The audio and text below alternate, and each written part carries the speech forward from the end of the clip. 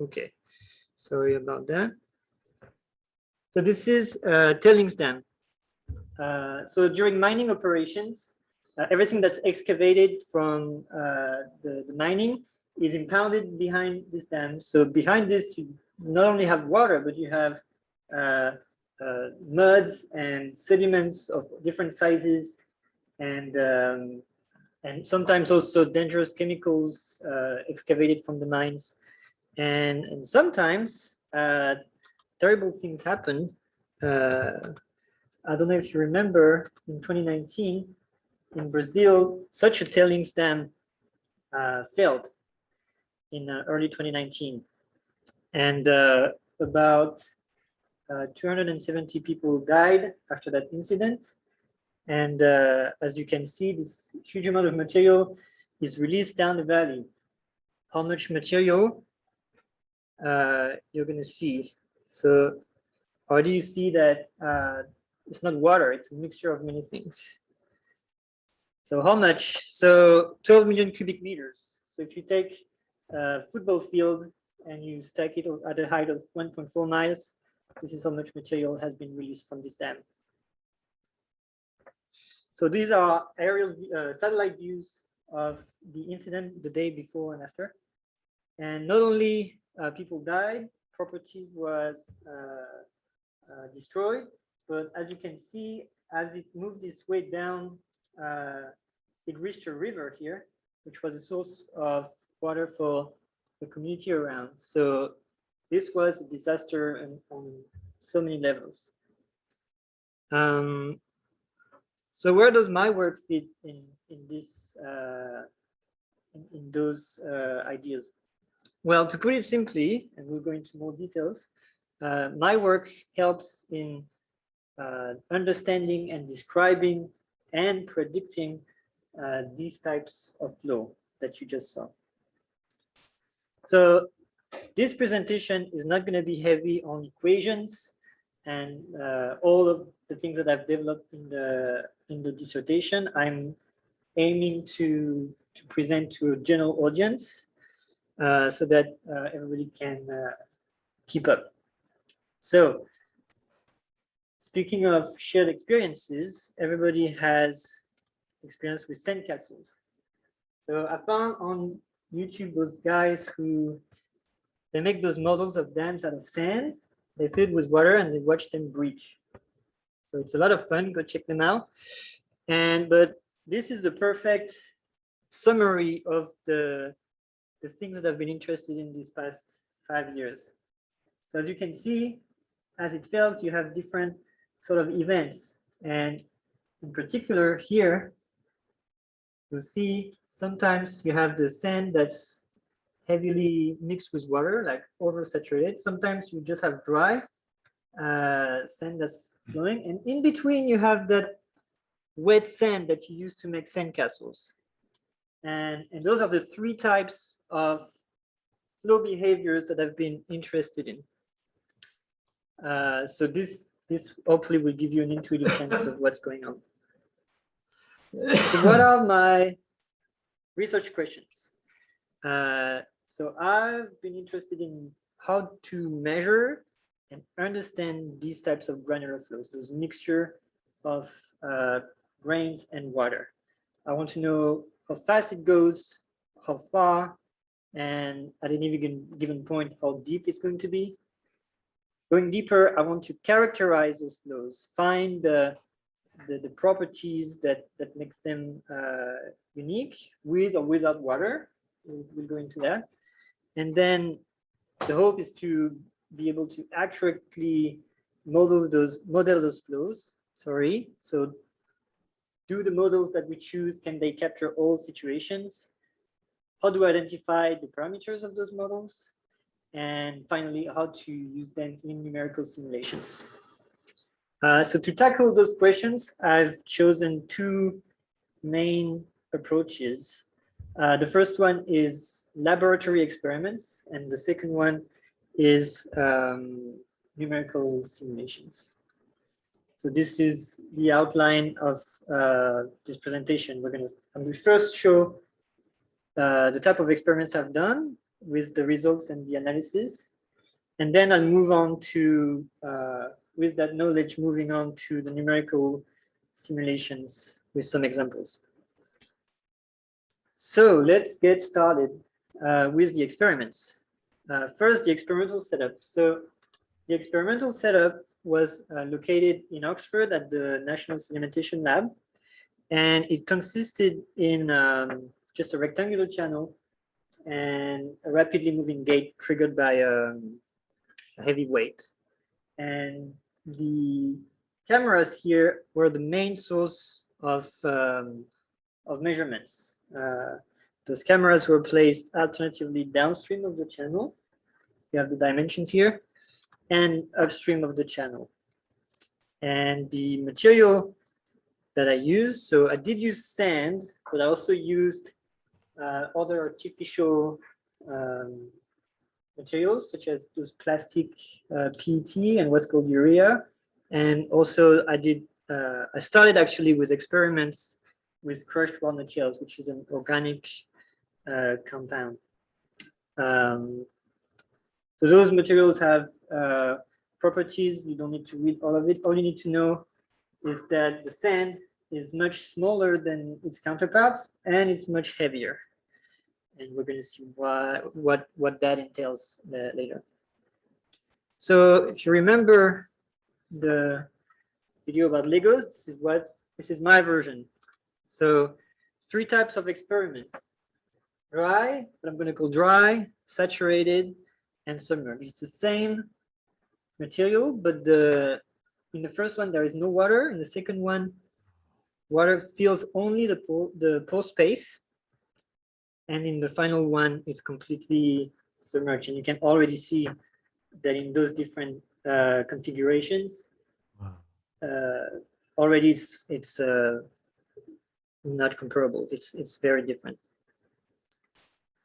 So that's what I've been interested in my dissertation. But for the purposes of this presentation, I will only focus on the first 2 because we only have so much time.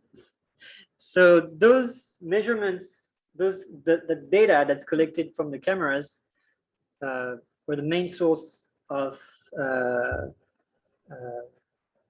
data for the study. So we get those images, and I'm not going to go into all of the measurements that were obtained out of them, but what you need to know is that from those images, we can get interfaces. So what kind of interfaces? Interfaces between water when it's present in air, but also the top of the granular surface. From those interfaces, I went and I was able to capture the volumes that were displaced from the reservoir to the downstream channel.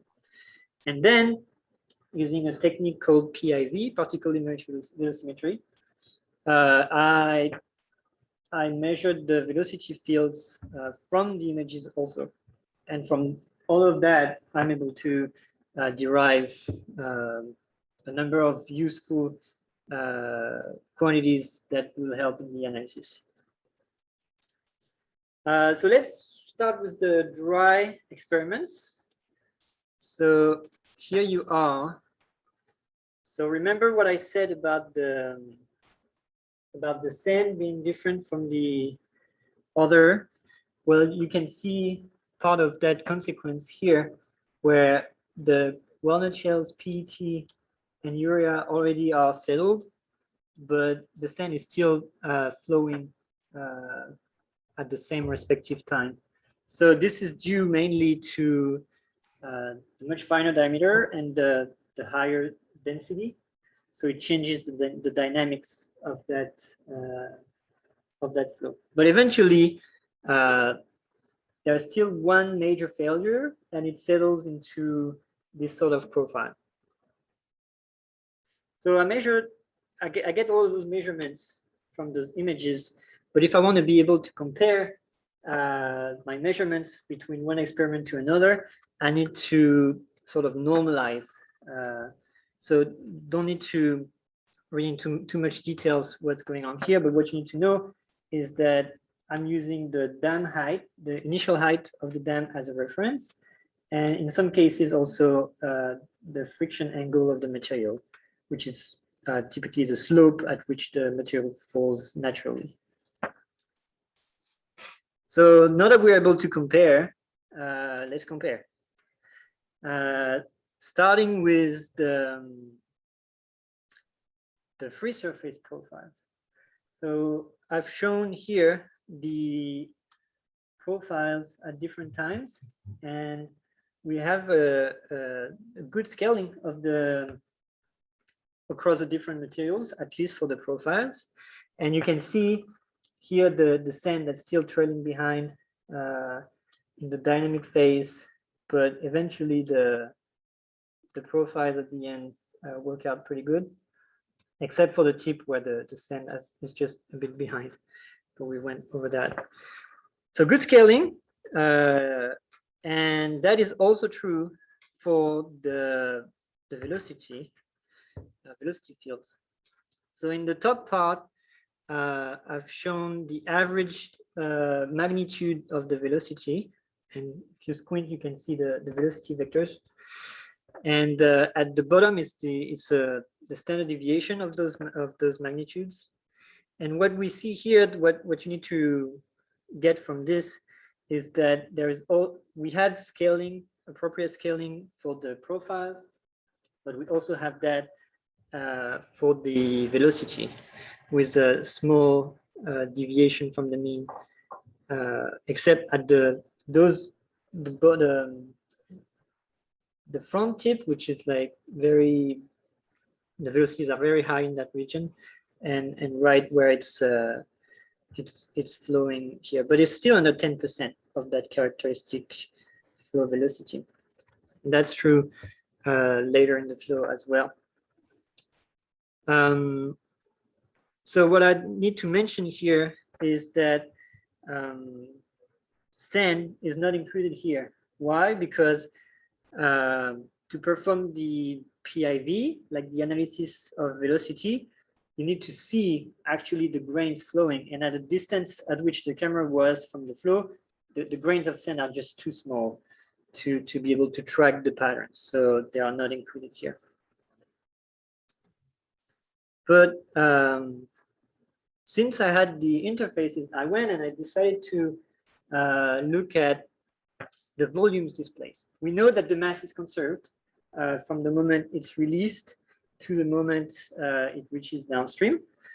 So here, the continuous line are the volumes that have been lost from the upstream reservoir, and the dotted line are the same volumes that is appearing in the downstream reservoir.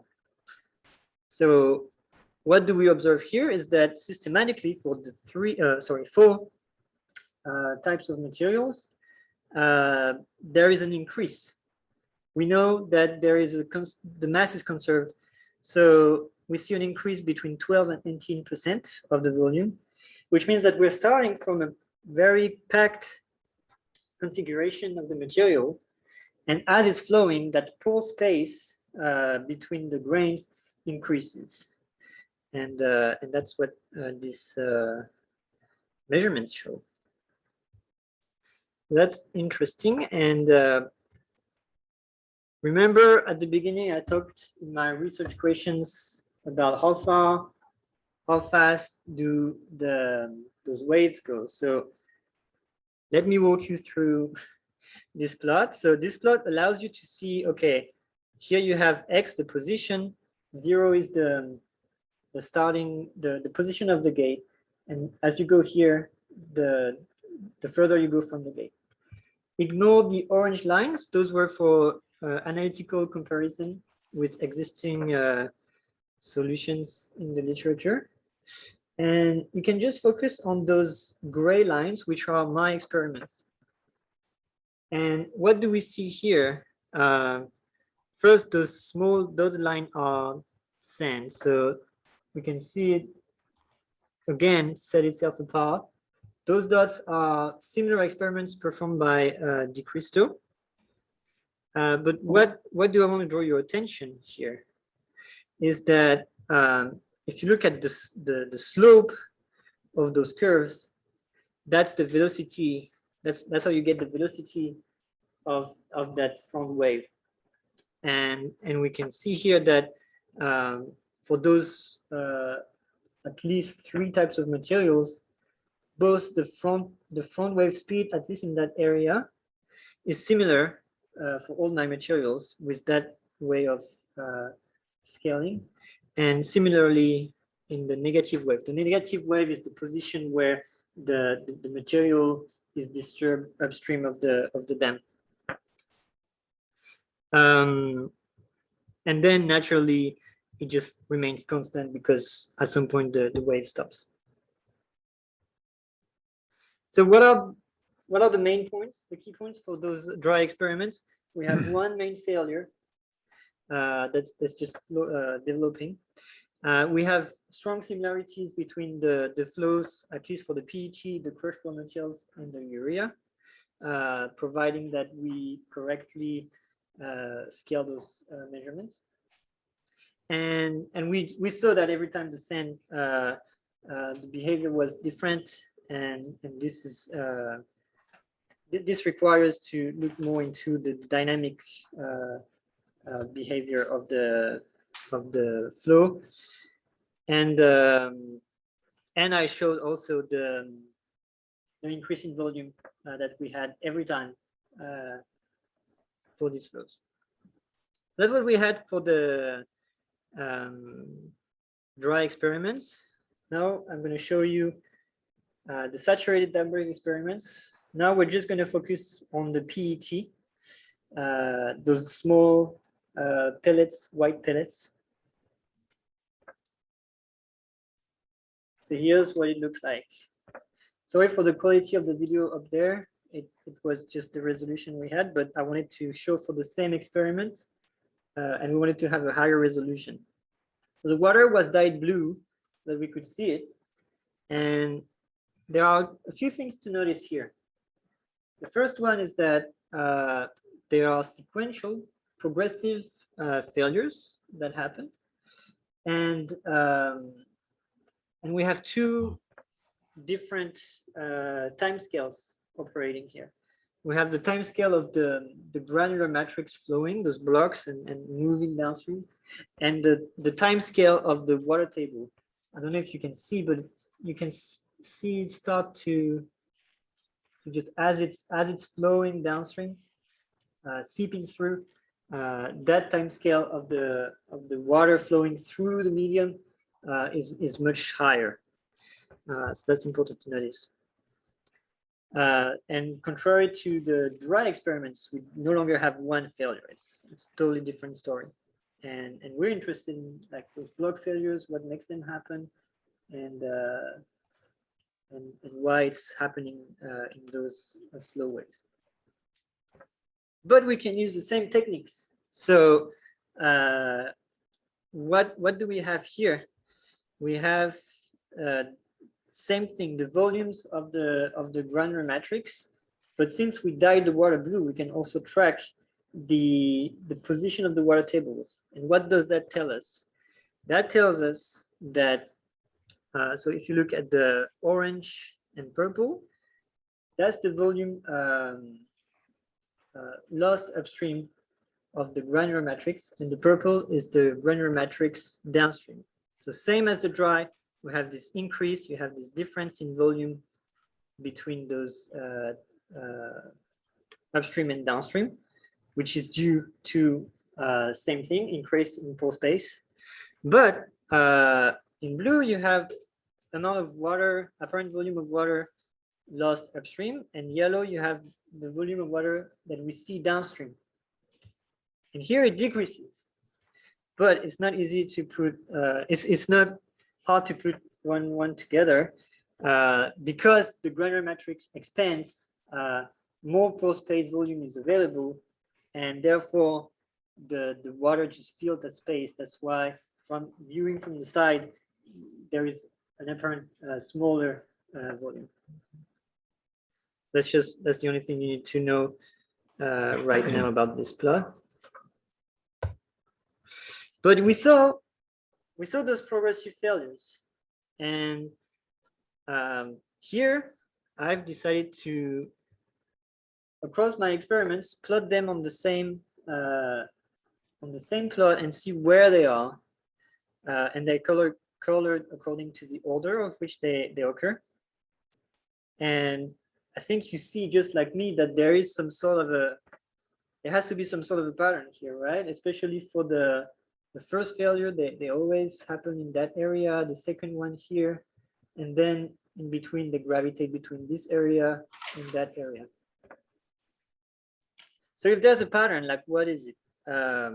Well, I went and I looked at the tension crack apparition of those failures, which is the time at which there is that first separation in the matrix. And I've plotted that against the time at which it appears. And as you can see, there is, we can fit this rational type of function with built-in, this asymptote, which is plotted here, which corresponds to, according to this model, some sort of limit to the model, which would be the last time, the last failure observed. And it's also the thing that we've observed in the laboratory, where we have a few failures, but they don't keep on happening forever. They eventually stop. So that's consistent. So what I've shown you so far about saturated dam break experiments were direct observations, even if that took some work. But how do we go further than that? We want to know what's happening, like how do we describe that type of material, and how can we derive the constitutive model parameters. So what is a constitutive model? It's, to put it simply, is the law that dictates the way the material behaves under specific loading conditions. So what I've done, since I was interested in those block failures, I had the intuition that there was something that could be extracted from that. So I'm going to look specifically at those events, and I'm gonna choose the exact moment where the failure starts occurring, and then I'm going to assume some sort of constitutive model and backtrack and look at what are the parameters that are responsible for that. So to do that, I've used something that's quite standard. It's a method of slices. So provided that you have a piece of land and a slip surface, you can divide it in slices and figure out for each slice what are the forces acting on it. So you have gravity and you have friction. So you have a set of forces that tend to make the medium want to fail, and another that retains it. What I want to attract your attention on is just this, that the force that describes the friction between your material and the base here is represented with a more Coulomb constitutive model. And I'm using this algorithm by Xu and O to be able to compute that factor of safety, which is that ratio between the driving forces and the resisting forces, to determine what is some sort of a quantity that describes the likelihood of failure of the material. So Moore Coulomb failure model that I just talked about, what is it? It's just a way along that surface, along where the material fails, that describes the normal forces perpendicular to the failure, which is represented by this number, and the tangent forces. And you need here 2 parameters, the angle of friction and the cohesion, to describe how those 2 forces behave. So what did I do? I said I was going to focus on specific events. So I looked at the second failure. Why did I choose the second failure? So we have this part of the material that was right behind the gate that's already been flushed out. And I'm looking at when this piece of material started failing, which is a little bit before this screenshot, this time step. And I'm looking at what's going on along that line that I was identifying from the data. And then, so for every pair of cohesion and angle of friction, I computed the value of the factor of safety. And my assumption is that when this piece of material just starts failing, this is the moment where the driving forces just overcome the resisting forces, and it should be around 1, according to that hypothesis. So what I've done is I've chosen a set of values, and I looked at what the factor of safety was. This is the result of that search. So here you have all the values of the cohesion that I've tried against all the values of the angle of friction. And along this line, you have the pairs of values that yield the factor of safety close to 1. So this method gives a good range for the cohesion. Like it's very narrow, but it does not provide a lot of information about the angle of friction. But let's remember that this method only uses the images from the camera, and it still yields at least first estimates of those parameters. So what did we just see about those saturated experiments? So contrary to the dry, we have multiple progressive failures. We see liquid-solid interaction, effects of pore pressure, water. It's like makes the material buoyant too, and where it disappears, when the water recedes, there is some effects of suction. I mentioned the different timescales between the water table evolution and the failures of the granular matrix. And the methods that I've used here have the benefit of being non-intrusive and yield empirical relationships like we saw for the progressive failures. And we already have insight into the constitutive behavior of the material. So starting from that, we can move on to the numerical modeling. So we're done with the experimental part, sort of, but we're going to focusing on the numerical modeling aspect of this study, where I use the material point method. So the material point method is a numerical method that allows you to model your material as by defining it by a finite set of points. And in our case, we have, for the dry cases, we will have just one set of points that will represent the material. And for the two-phase simulations, there will be one set of points that will represent the liquid phase, and one set of points that will represent the solid phase. But we'll go back and go into more details.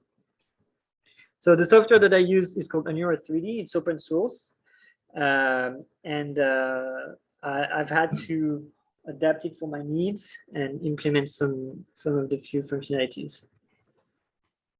So briefly, how does that method works? So you have your domain is still a continuum-based method, and you divide it into those points, and then you have a background grid. So what happens? All of those points, they carry the information, all of the information of the flow that you need. So during one time step, that information is projected onto the background mesh that you can define however you like. And then just similar to the traditional finite element method, your like mass balance equations, momentum equations, and other constitutive relations, they are solved on that mesh. And once you've finished solving, you project it back onto your points. And with your updated value of velocity, you can update the position of those points. And then you can just go on and so on and so forth. That's the gist of the method.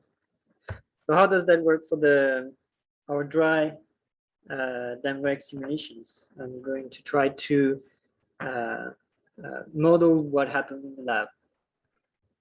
So you define a model, you define your domain. So here we have a 2D view. I've assumed that the stresses and the strains are in one plane. And in yellow, I have my dry PET material that's going to flow over the base. So when you set up a numerical model, you have to assign some of the quantities. So here, this is the elasticity of the material. This is the Poisson ratio. I'm not going to go into what those means right now. This is the porosity. So the amount of the ratio of pore volume, pore space over the volume. And here, that's important. I am assuming that the material is cohesionless, which is a very typical assumption to make for dry granular flow. And psi is one of the parameters. It's the latency angle. So we have that, and this is just flowing over a rigid body. And I still have to define how those two bodies interact with one another. So I defined, there's a contact formulation that I used, and it's represented by that factor mu, which is the slipperiness of the interaction between the two materials. So you have that, and then I told you about that grid. So I defined this grid. It's made of triangular elements and a time step. So I'm going to compute a solution every 0.01 seconds, and I'm good to go. So once I've performed those simulations, out of it I get position of the particles, velocities, the mass of each particles, everything that I need. But what I'm interested in, like since we had the profiles, I decided to see what combinations of that friction coefficient and angle of friction would agree with my experiments. So I can define, I can compare my simulated profiles with the one from the experiments. And by comparing, I quantify the error for, just like I did earlier with the block failures. Here I've varied the angle of friction of the material and the mu, the coefficient of friction between the materials. And by doing that, I eventually find a pair of materials where that error between the profiles is minimum. So this allows me to say, under those assumptions, these are the material parameters that best describe this flow. And here's what it looks like. So the red is the line from the experiments, and all of those points, they are the actual material points from the simulations. So as you can see, it's a satisfactory fit, and you do have here some trailing particles. but that's normal. And even in the lab, you have like some runaway particles that flew far away ahead of the bulk of them. So here's the value that we ended up on. That angle of friction is a bit higher than the one we got from the like actual material measurement of the PET. But this points to the fact, and I'm going to go back to it later, that those material parameters, they actually change when you model them based on the history of the flow and the circumstances. So we've done that for the dry experiments. And how does that work for the two-phase simulations? So the idea is the same, except that you have two sets of materials.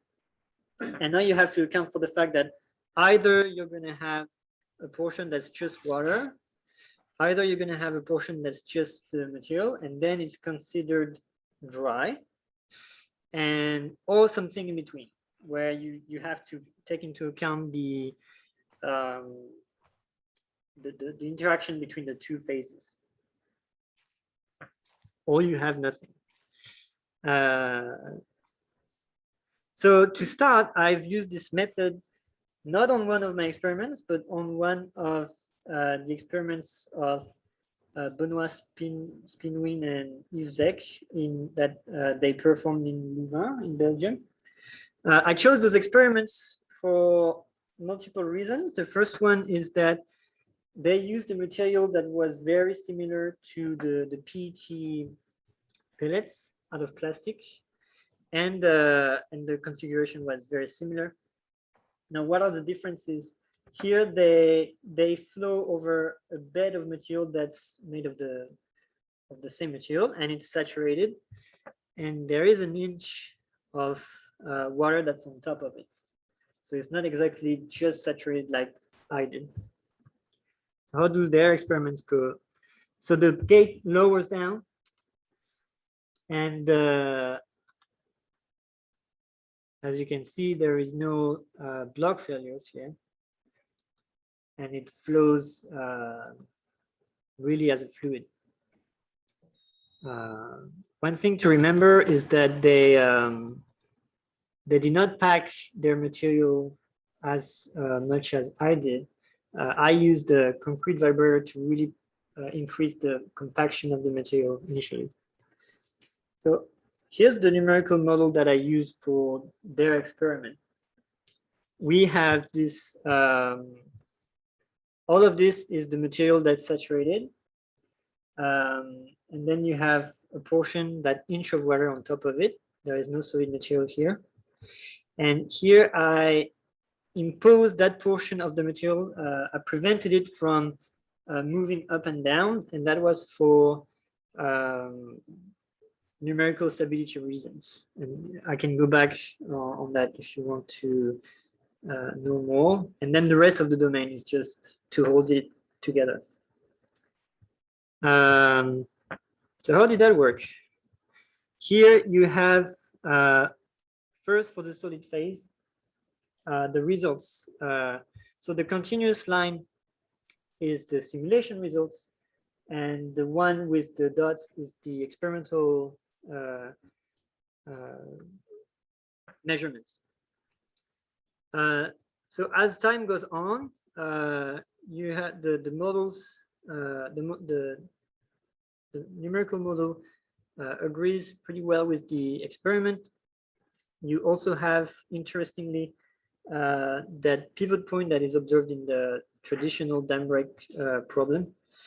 And I want to just draw your attention for a few seconds that I had to choose constitutive model parameters, but there are other parameters that enter the decision-making in the modeling, which is this damping parameter, which has to do with how much energy is dissipated in the computation.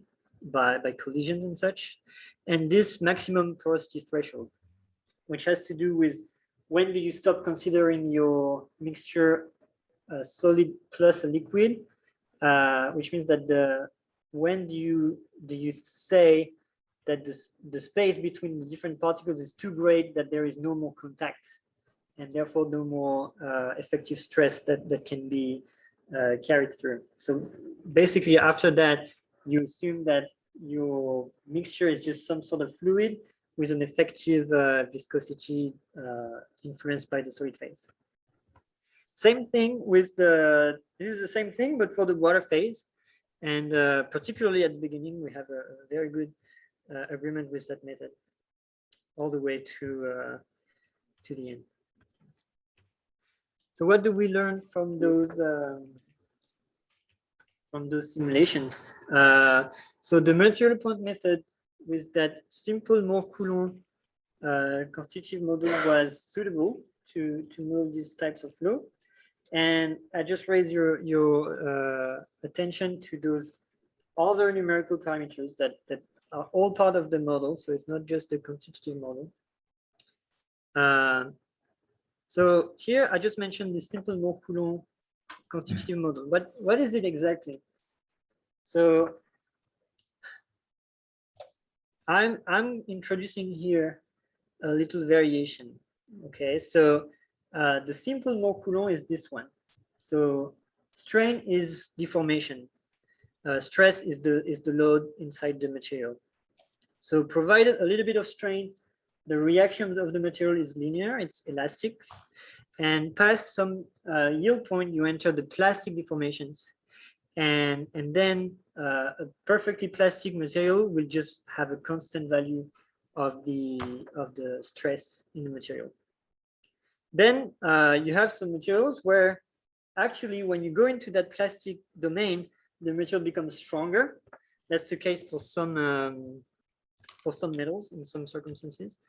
But what I want to draw your attention on is this strain softening type of model, where once you pass this yield point, the material loses in strength.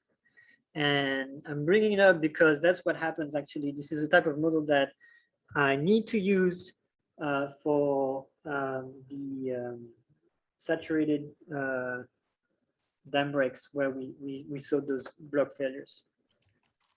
So how do we implement that? So during the computation, for each one of those points, you can keep track of how much deformation they have endured. And you look at the cumulative over time value of that. And as that value increases, you're going to have the value of the angle of friction and cohesion of the material that is going to decrease. It's that weakening of the material that's happening. Because think about it, if I'm looking at those block failures, the only part of the flow that sees those stresses is the failure plane, and the rest, as you saw, it just moves almost as a rigid block. Okay, so for my experiments, I use a similar setup, except this time we have the material flowing over a dry, rigid base. And then the rest is just this saturated material flowing over that base. So I've performed simulations with a lot of variations in those input parameters. Now we have a whole lot more. And this is one of the best ones. See, so you're not going to see it very well, but the liquid points are in green. You're going to see it at the end, and this is what we get here. Okay, so we observe those failure planes appearing. We have some of the material that keeps its cohesion. and we see that another failure plane that's going to appear over here.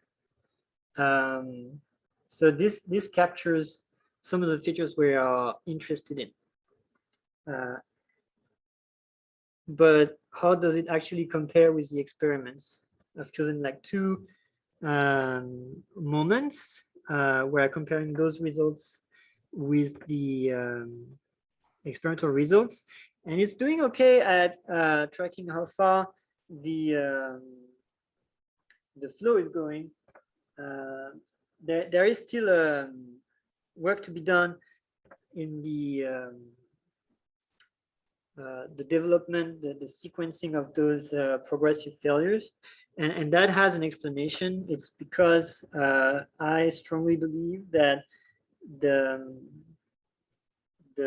bed friction coefficient has a major role, and the release of the software that I used, I was not able to have full control of that over that. So the friction I did similarly to the Spinwin and Zec experiments. I used the intermediate, I made it flow over itself. So it's some sort of intermediate friction factor, and that's what we have. But still, we have those interesting features, and we have that seepage flow occurring. And I'm going to compare that with my colleague, who during her PhD also attempted to simulate those same experiments, and she used OpenFOAM with Navier-Stokes solution coupled with a formulation of the porous flow as a Richardson equation, and you see that this part here, that it really wants to to fail as a block failure, but the method doesn't allow for that. What have we learned? So for those very big deformations, like we see that the double point formulation is particularly suited for this type of flows, but also that choosing the constitutive model is extremely important. We saw that the simple Moore-Coulomb model was suitable for that two-phase simulations by reproducing the experiments of Spinwin and Zec. And but we needed that Moore-Coulomb with strain softening model to be able to capture at least some of the features of our experiments. And like I said, there is a major influence of the friction, bed friction conditions. So what are my contributions? Let's sum it up. What are my contributions to knowledge? I've provided a rich and unique experimental data set with various types of material and different amount of water content. So we had those dry, saturated, and submerged configurations. I didn't show everything here, but I've used innovative, non-intrusive experimental and analysis method that provided scaling laws, empirical laws, and I've been able to use that to identify nodal parameters just from those measurements. And then I've been able to go and use the material point method with Anura 3D and perform simulations with dry and saturated cases, where I've implemented within Anura 3D one of that Moore-Coulomb with strain softening model, and then I've identified those nodal parameters as well. So some final thoughts before we close. As you can see, the modeling of granular flows has come a long way, especially in terms of numerical methods. But those models are only as good as the constitutive models that you use with. And my work has shown that in some instances, the simple models are convenient because they don't use as many parameters.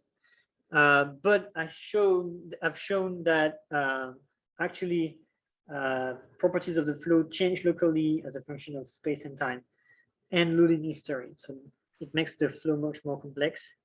But I'm hoping that what I've provided here, my experiments, will help in the development and improvement of physically accurate models, and that will be able to account for what's happening at the grain scale and also at the macroscopic scale of the flow, and whether or not water is present. And thank you. Do you have any questions?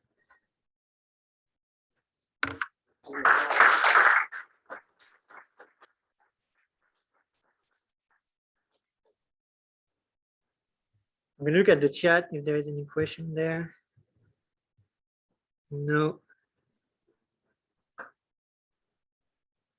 You have a question, Will? So could you go back to slide 31? Slide 31.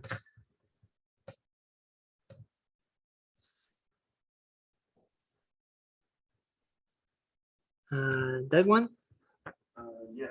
So you made a comment as to these partial sections of the flow where the velocity profiles, non-dimensional velocity profiles, in each the positive and the negative way were similar regardless of the material for the dry experience, right? Right. If I'm understanding that right. So was that useful somewhere else in the research? Is that a relationship that can be applied into other situations such as the saturated, unsaturated flows, the submerged flows? Is that unique to the dry material? If it is unique, why is it important? I'm going to repeat that question for people on Zoom who probably did not hear. Will ask me if the fact that we had this similarity in the flow was specific to the dry experiments. Is that right? And how is that useful? Well, you saw that the way that the front tip moves for the saturated experiments was completely different. So yes, that's useful here. We can see that for those different types of materials, there is this velocity dependent that's here only dependent on that angle of friction. Was it useful later in my work? Not much further than this, but it's an important result. Any other questions? Yes.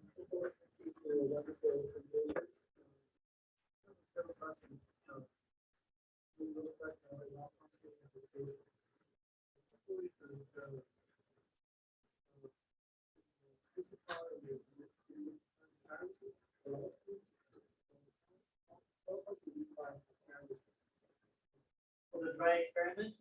Yes. So I'm going to repeat the question. Someone asked me for the dry cases, how did I average the velocity for those different experiments?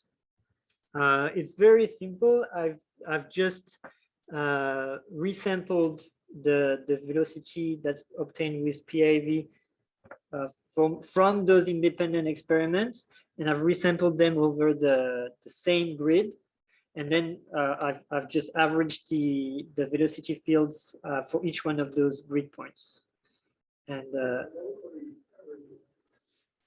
yeah, because it was at the resampled points based on the simple in the resampling grid. Yeah.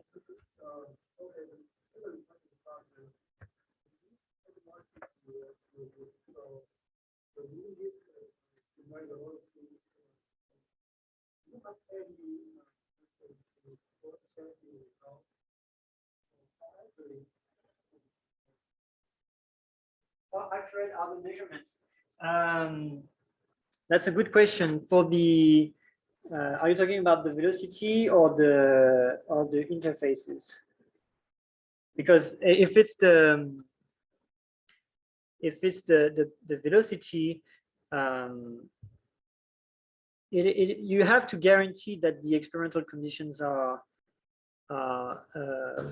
good. So for the PIV to be performed well, you need to make sure that when for example, you divide your domain into interrogation windows, and you need to make sure that for the time step that you're using, the particles don't travel too much. So you have to respect some rules like that to make sure that the measurement is accurate.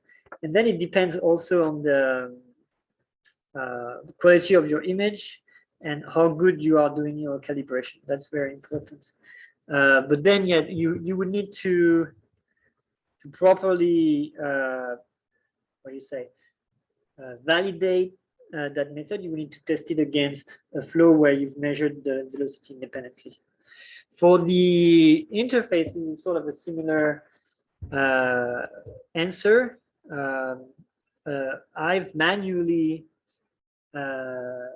selected those profiles from the images, but yeah, it's only as good as your images are, and sometimes it especially for the interfaces, it requires some almost, I would say, subjective judgment. I mean, I can go back and show you,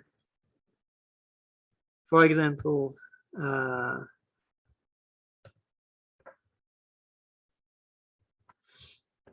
when you look, pay attention to the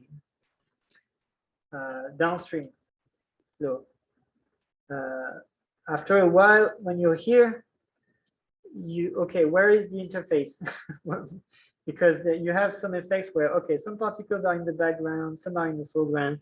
So my rule was to always use the particles that were in focus, close to the wall.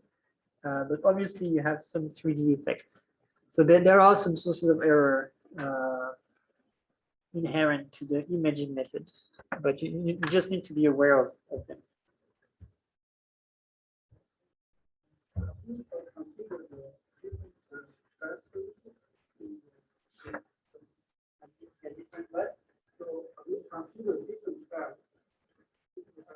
Oh, beds.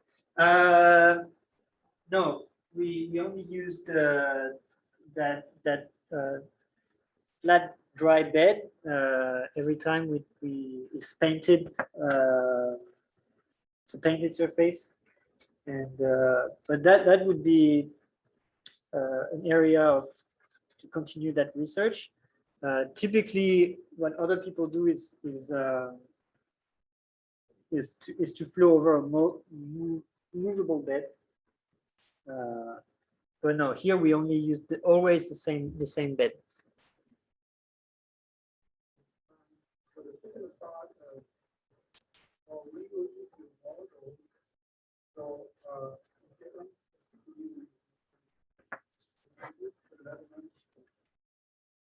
Any specific reason I chose that mesh in particular?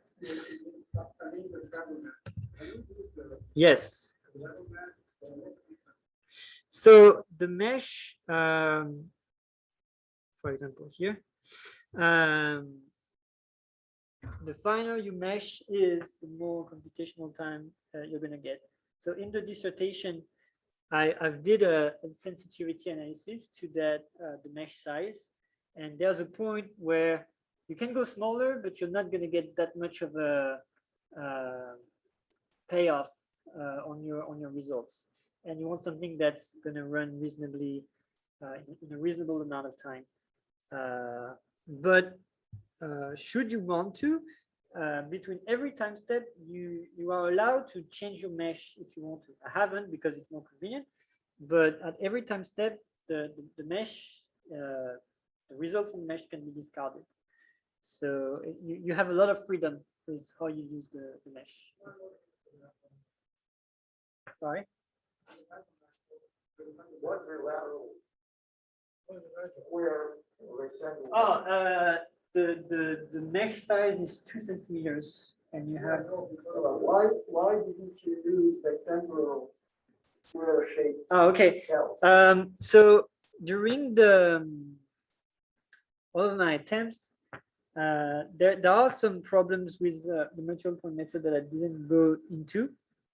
One of them is that the stresses tend to align with the mesh, which yield, you actually kind of see it in that simulation here. You see here, it sort of aligns with the natural alignment of the mesh. This is still a work in progress, even within the rest of the material point method community. So my what I tried to do is using a mesh that was, I tried to minimize the natural alignments so that it would I would help hinder this sort of effects. But at this point, there's not much I can do. Before we go forward, let's we already we're getting closer to the end of the hour. Let's diversify a little bit. I'm sure more discussions, but any other questions from the audience, from the Zoom call? No questions on Zoom. So, yeah, this 3D model. Those are 2D, but it can do 3D. Yeah. Satellite, say this, yeah, we can see this front figure. Yes. How do you simulate this? That's the conditions. In a way, that's just built into the model because those points are not bound to each other. They can separate and collide freely. So those failure just happened. It's built into the method. I didn't have to provide any more methods to take. It's sort of like the open cell. So this pattern is a trade-off that velocity or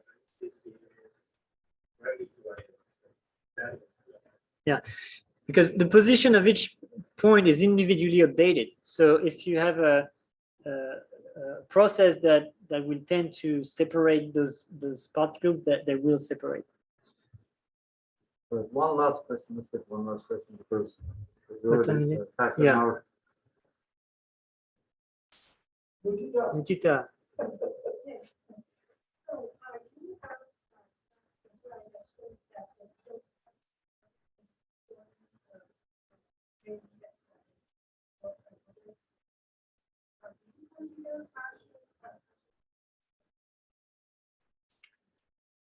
No. But okay, that is a good thing we are on that slide because here, as you can see, I kept the cohesion constant, and as you know, when you make a sandcastle, you have partially saturated grains that maintain, that increase the cohesion. So this is a way of accounting for it. But like I said earlier when I presented the method, you only have like dry, fully saturated, or free liquid. There is no, for that specific formulation, a way to account for unsaturated flow. But there are other simulations where using a mixture model where you can actually account for the three phases. But it's a trade-off. You're losing on that different sets of points that represent all the phases. But then you can implement those the Van Genuten sort of formulations for the saturation. So it's still a work in progress. It would be great in the future to have a 3-point formulation where you also have a set of points that represent the air and Also, mentioned, but it's been in active contact with the developers this day. is released this year. The state words. Yeah, I've sort of been a beta tester for them also Yeah. at the same time. He was ahead of Yeah. the release model. So it's ongoing. It's still. Well, thank you very much again. I'm sure there are more questions and this is going to be here. So thanks again for attending. Let's give another round of applause. Also, thank you Thank you, people on Zoom. who ever left in there out there. Yeah, there are people. Thanks a lot. Thank you. All right, so we're gonna close this.